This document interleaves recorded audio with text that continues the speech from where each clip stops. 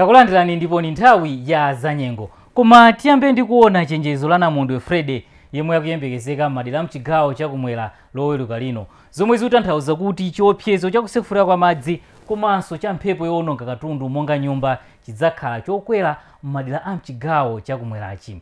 Namondwe Fred yemwe tikumuona kuzungulira apayu akupitirira ndithu kuyenda molunjika ku Zambwe ndipo akuyembekezeka kufika m'madera mchigawo chakumwera loweruka lino.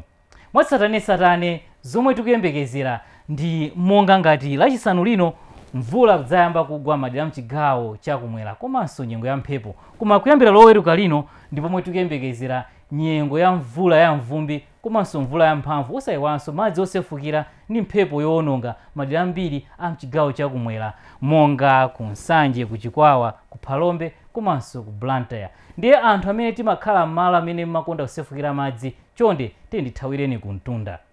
Usiku uno tiyembekezere nyengo yofunda m'madera a mchigawo chakumwera koma mvula igwa madera ochepa monga ku Kasungu, madera amphepete mwa nyanja ya Malawi komanso madera okwera mchigawo chakumpoto.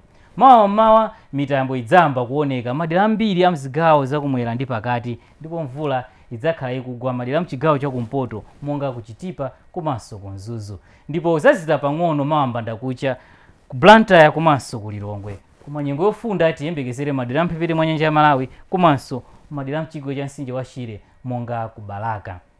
Mawa masana tiyembekezere nyengo ya mphepo mwapo ndi apo komanso nyengo ya mitambo madera mchigawo chakumwera ndipo mvula idzagwanso madera ochepa mchigawo chimenechi. Nyengo ya mtundu tiyembekezerenso madera mchigawo chapakati koma mvula idzagwa ndithu ku Mzimba, ku Mzuzu, ku Nkhata Bay komanso ku Chitipa.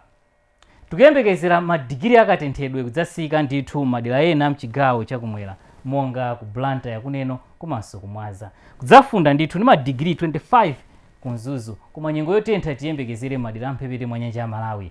Ndiye lachisanu lino ndipo pomwe tikuyembekezera nyengo ya mvula kudzayamba ndithu madera ambiri a mchigawo chakumwera. Mvula imeneyi idzagwanso ya mphamvu madera ena mchigawo chakumpoto koma idzagwa ndithu ya mvumbi mwapo ndi apo madera mchigawo chapakati. Ndiye chonde tikonzekere molingana ndi ulosiwu. Madzulo ano munali ndine Ali Chipantho akhala nosindikira dziwani za nyengo.